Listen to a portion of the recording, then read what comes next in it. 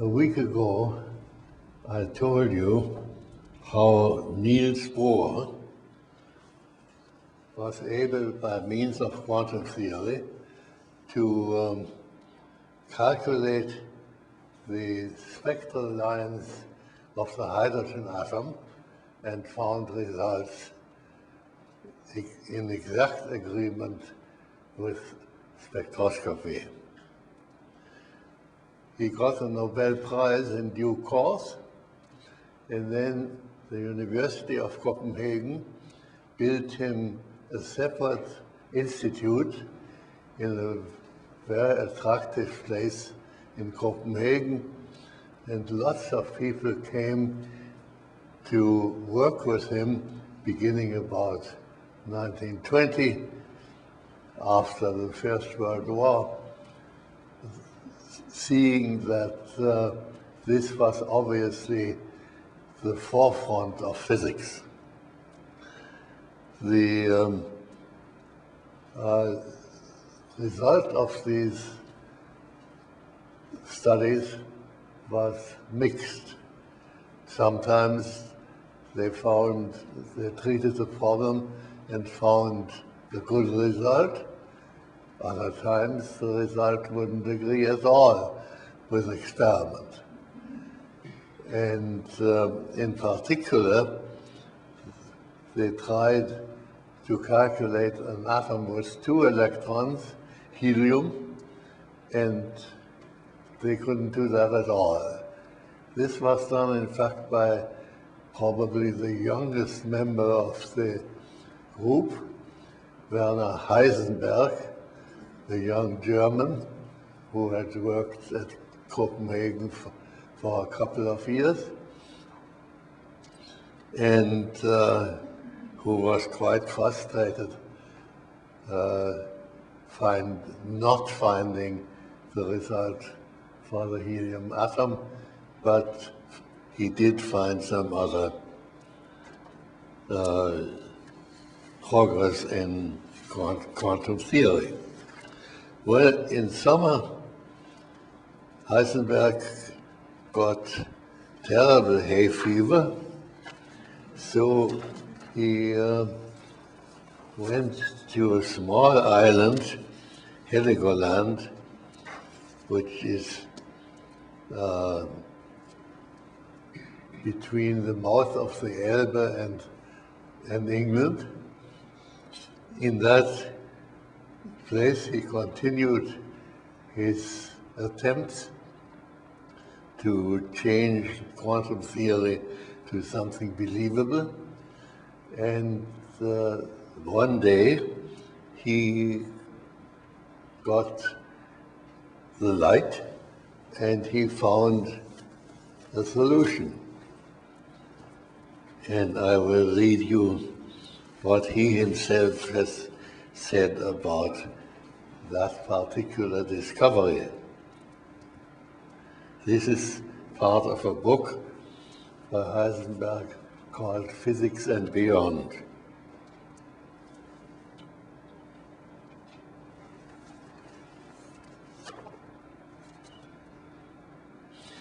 I became rather excited, and I began to make lots of numerical errors.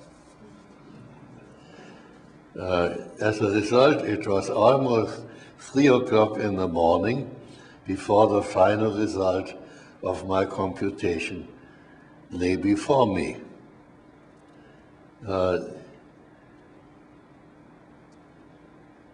I could no longer doubt the mathematical consistency and coherence of the kind of quantum mechanics to which my calculations pointed.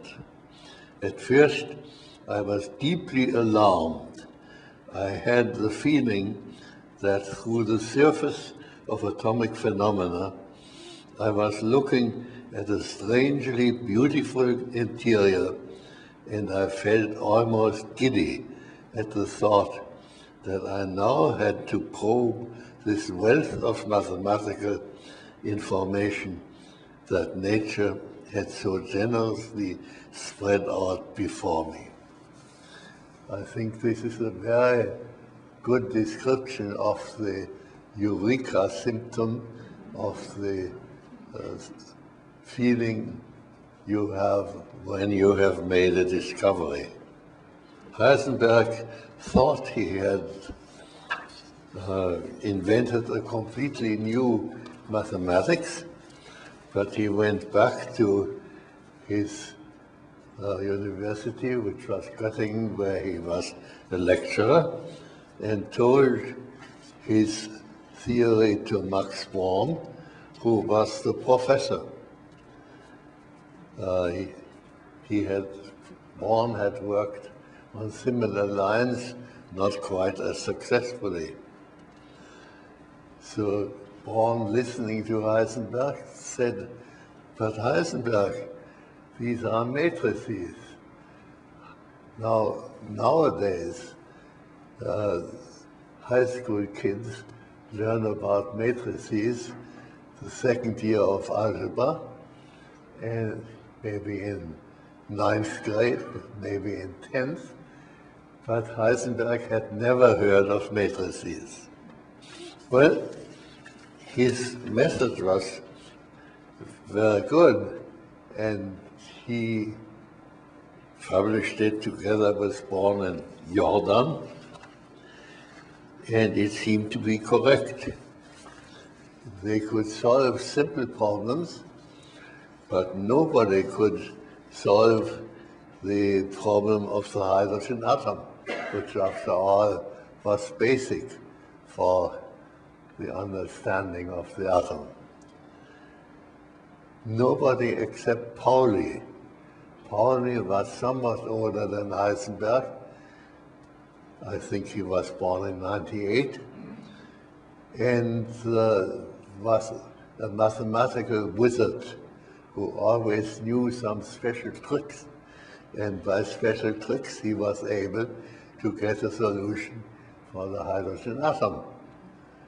Pauli was so good in math that Heisenberg, who had all sorts of physical ideas, used to send his manuscripts to Pauli before he published them to ask Pauli whether he, Heisenberg, had made any mistakes. Anyway, Pauli did find the solution, and the right solution. So obviously, Heisenberg's quantum mechanics was correct, but very difficult to use. There came a different approach by Louis de Broglie in 1924. He was writing a thesis in order to get a doctor's degree from the University of Paris. De Broglie was from a very noble family in France. Later on in life, he inherited the title of Duke, the Duc de Broglie. Anyway, his idea was, since light is both particle and wave, why shouldn't electrons also be both particle and wave? Everybody knew they were particles. Why shouldn't they be also waves? And so he invented a general equation. He said the wavelength of any particle is Planck's constant divided by the momentum of the particle. And the momentum of the particle for material particle is mass times velocity, but for light it is something else, which gets you back to the right formula for the wavelength. Everybody laughed about de Broglie. In particular, there was a group of physicists who went skiing, which which group included Schrödinger, a well-known physicist, and they all laughed about the boy for the silly idea that electrons should be waves. And Schrödinger thought to himself, and may even have said to his other skiers, I'll show you that it is quite serious. So Schrödinger, starting from the boy's idea, developed an equation to calculate the wave function. This equation, he said, would be valid with any kind of forces, and no matter whether they were constant or varying with times, and it has become the basis of all modern theory. And the most remarkable thing is that it always proved correct. It hasn't changed. We still use the same equation which Schrödinger invented in 1926.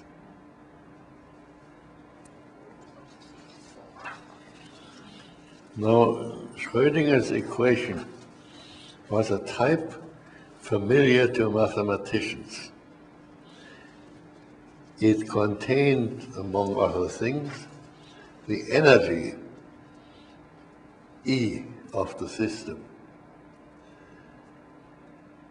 It was well known that this type of equation had solutions only for certain values of the energy, which were called eigenvalues because, after all, Schrödinger was German-speaking. And Schrödinger solved this equation for hydrogen, and his eigenvalues for the energy turned out to be the same as Bohr had found in 1913, and which agreed with the spectroscopic evidence. There is Sommerfeld, and on one side is Schrödinger, and on the other side is Pauli. And then there are some people invisible over here. Sommerfeld, being in his late 50s, had a proper hat on. Schrödinger, being about 40, had a sloppy hat. And Pauli, being under 30, had no hat at all. So they got together at some meeting. Well, Schrödinger proved that his theory was equivalent to Heisenberg's. And since Heisenberg's was well founded, as everybody knew, and Schrödinger proved that his theory could be used to calculate the numbers which went into Heisenberg's matrix. And anything could be calculated. And as I told you, Schrödinger's equation was a type of equation well known to mathematicians and theoretical physicists, and especially to Sommerfeld. Paul Dirac, a little later, presented still another form of the theory, still more general and useful for theoretical considerations. And here is a very typical picture of Dirac dreamingly staring into space Dirac was a very silent type. I knew him fairly well, but he hardly ever said a word. So, where did it leave me? I started my graduate study at the right time, namely in 1926, and at the right place, namely with Sommerfeld in Munich. Sommerfeld was very famous. Being very famous, he got the galley proofs of Schrödinger's papers as they came off the press.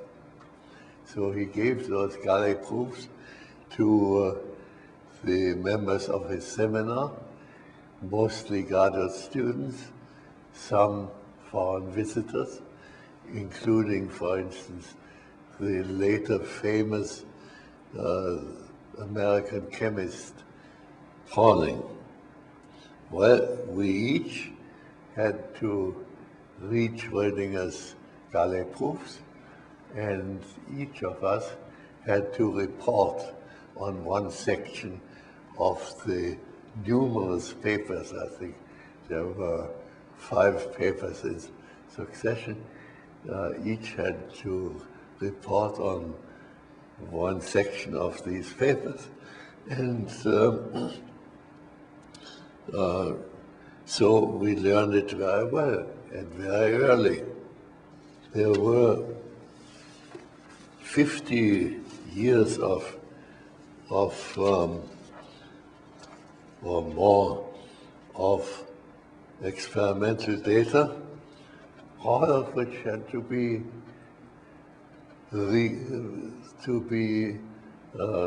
derived from quantum theory. And Schrödinger had presented us with equations of a type which mathematicians knew very well to solve, and in fact Sommerfeld was a specialist in it. So my feeling was much the same as Heisenberg's. I hadn't invented it, but I also had the feeling that an enormous landscape of phenomena lay before me, just wanting to be explained. Everybody was eager to do that, to get to work and find out how the atom really worked. So it was a wonderful time. I have been asked, what is quantum theory? Well, quantum theory is a tool, and it is a tool adapted to solving problems about atoms and smaller units of things. And it is analogous to Newton's mechanics, which is a tool to find out how we move, how an automobile moves, and how a planet moves. And quantum mechanics is the same for atomic phenomena. Of course, in each case, one has to know what the forces are. And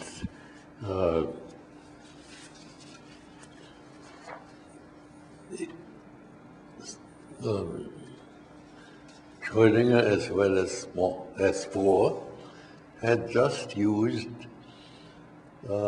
electric forces between electrons and the nucleus.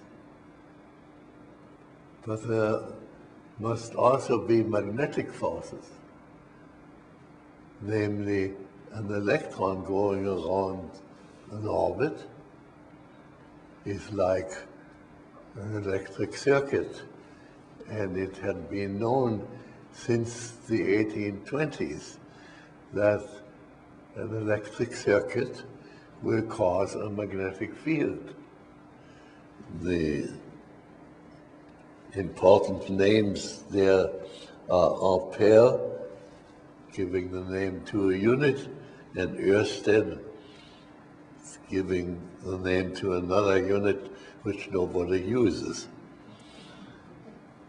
It could easily be calculated that the magnetic moment of the electron going around was some multiple of a quantity mu, which is the electron charge times Planck's constant over electron mass times the velocity of light.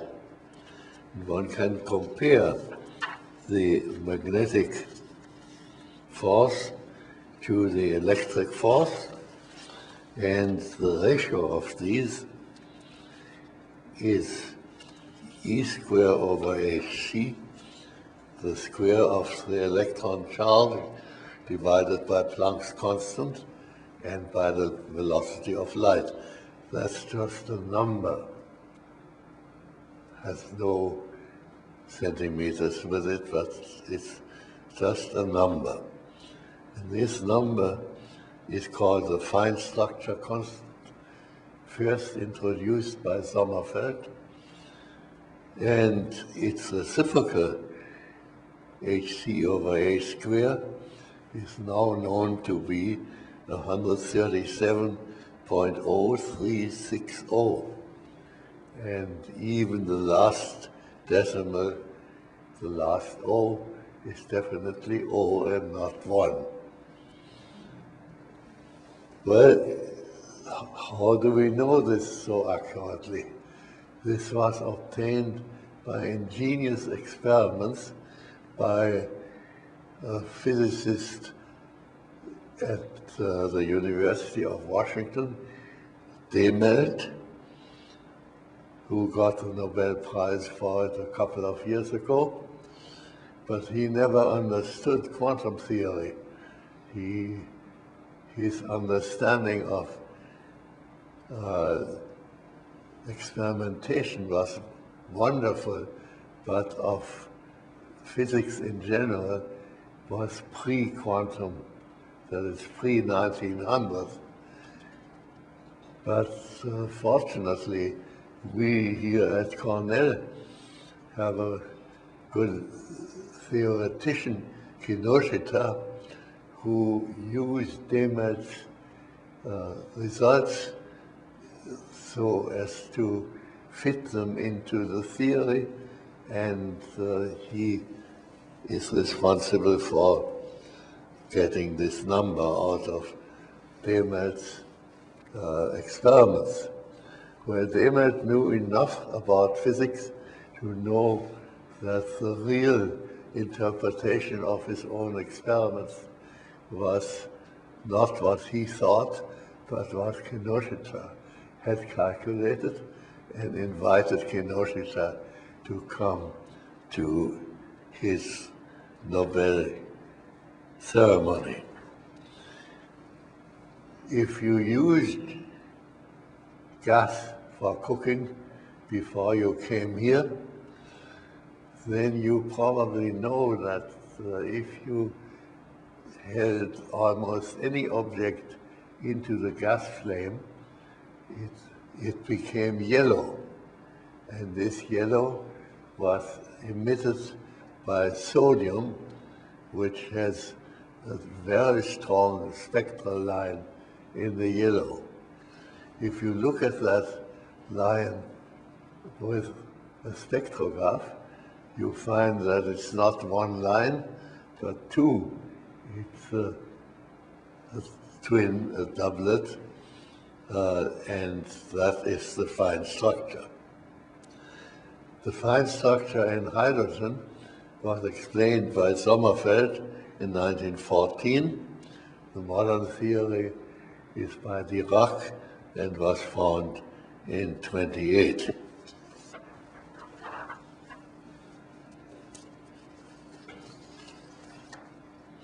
The small value of E square over hc is very important for us because it meant that the forces were relatively small compared to mc squared, the mass of the electron times the square of the velocity of light. And that circumstance was a very happy one. That circumstance made it possible to unravel the atomic theory. The value of E squared over hc has not changed for billions of years. Now, how on earth could we know that? We know it because there was in the country of Gabon in West Africa a natural nuclear reactor about 1.5 billion years ago. This was discovered by French nuclear engineers who were looking for uranium to use in their nuclear reactors. And they found very good uranium in Gabon, in a place called Oklo, and they could date the, but they found that the uranium there was not quite up to standard. Instead of 1 part in 140 of uranium-235, which is the active isotope, it had about 1 part in 150. How could that be? Well, they figured out that there must have been a natural nuclear reactor. Well, how could that be? It could be because in the olden days there was much more 235 in uranium than there is today. The 235 decays faster than the main isotope 238 of uranium. But still, 235 has a half-life, I think, of 500 million years. So there was enough 235 there, and when water dribbled down into the uranium deposit,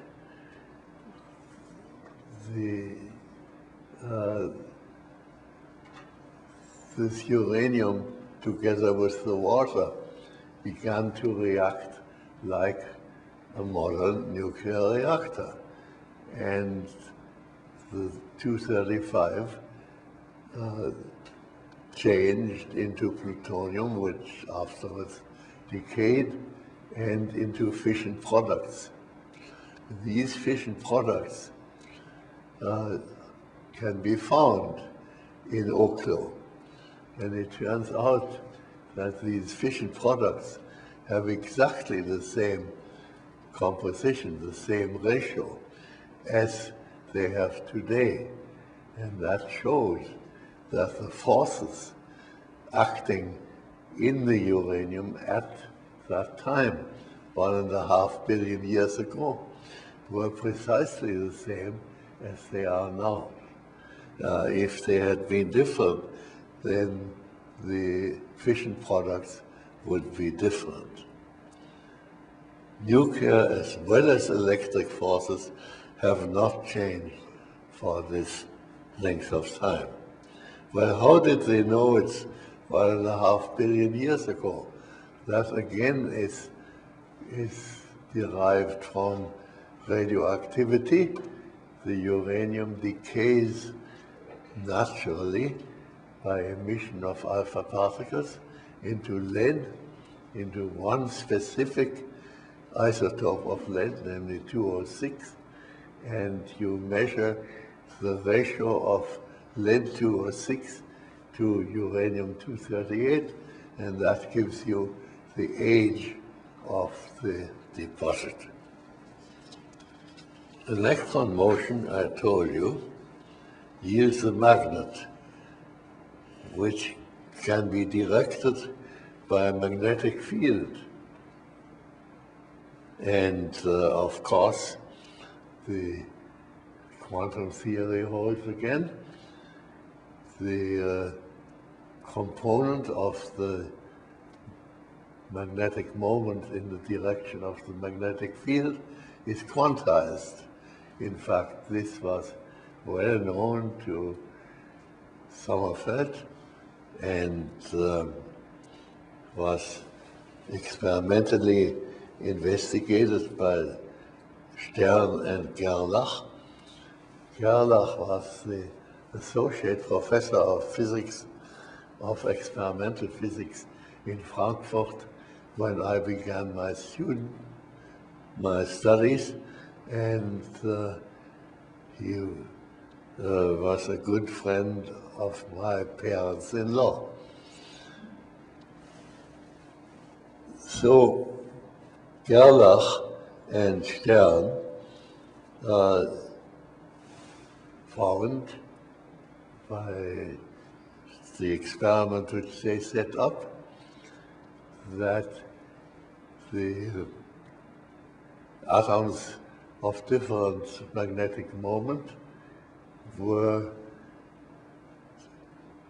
directed by the magnetic field in different beams, and so they could photograph the beams which were produced by the magnetic effects. Now, according to Schrödinger, there should be 2L+1 possible directions of the magnetic moment. I told you last time that L gives you the shape of the ellipse which the electron describes. And so, Schrödinger's theory, as already the Bohr theory, said there should be an odd number of beams. But when Stern and Gerlach did the experiment, they found that they did the experiment with silver, and they found two beams. So what now? Well, Stern and Gerlach did their experiment in 1920 and 21. It was hard to understand at that time, but and also it was hard to understand why the yellow sodium line had two components. Same question. Well, that was explained in 1925. Please note this was long after Stern and Gerlach, but before Schrödinger. Uhlenbeck and Goudsmit, two Dutch physicists, said that the electron has a spin rotating by itself, in addition to making an orbit about the nucleus. That the motion of that spin cannot be described by any mechanical construct. People tried very hard to explain it in terms of a spinning top in old mechanics, but that simply is not possible. is just a thing by itself, only describable by quantum mechanics, and there are just two possible directions of that spin, either up or down in the magnetic field. And that way Stern and Gerlach could be explained. The spin is fully described by the Dirac theory of the electron, which I mentioned before, and that came out in 1928. Now, knowing this, it was possible to explain the periodic system of elements. The periodic system of elements was found in the dim past by Mendeleev, Russian chemist, in 1868. 1868 happened to be the year when Sommerfeld was born, but that had no connection.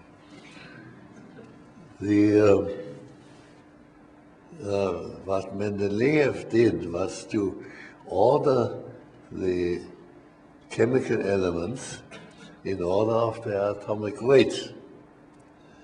And when he did that, he found that the properties of elements repeat.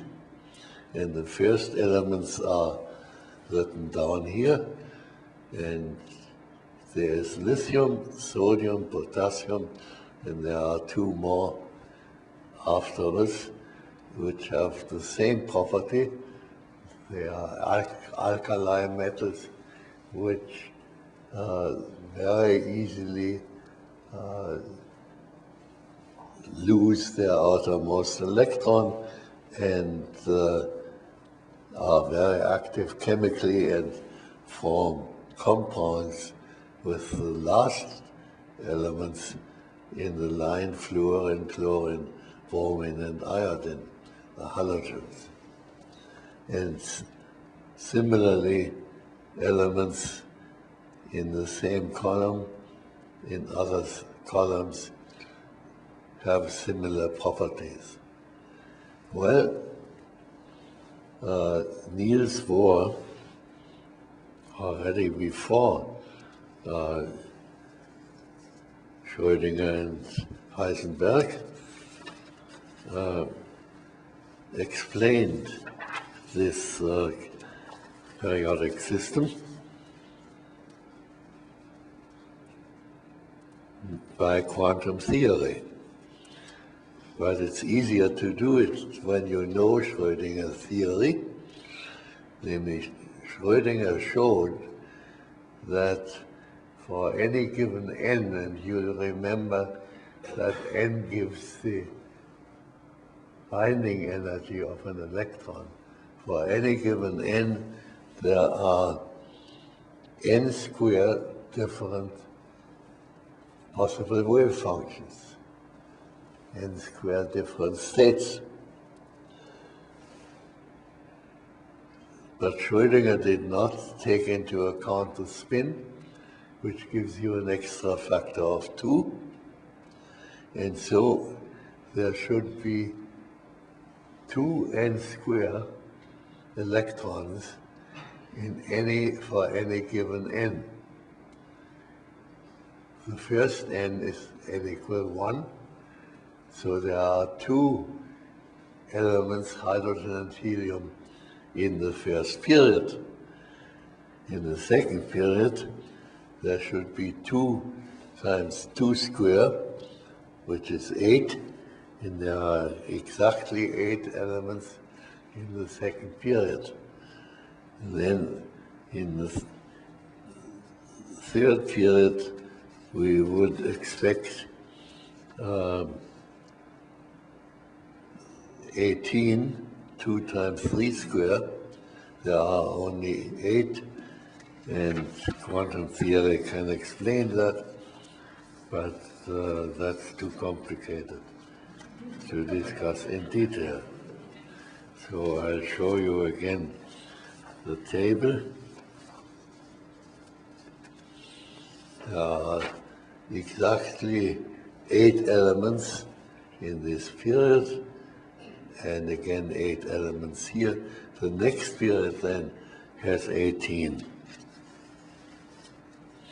Within each period, the binding energy of the last electron increases because the nuclear charge which acts on the electrons increases. But when we go to the next period, that means going to the next n, then the binding energy decreases very greatly. The binding energy, and so in the first column, the electron is very loosely bound, and those are the alkali atoms. In the last column, there is strong binding. You have the noble gas, which essentially has very strong binding of the last electron. This is the last slide. This gives the binding energy of the last electron in electron volts. You see lithium has only 5 electron volts, hydrogen has 13, sodium has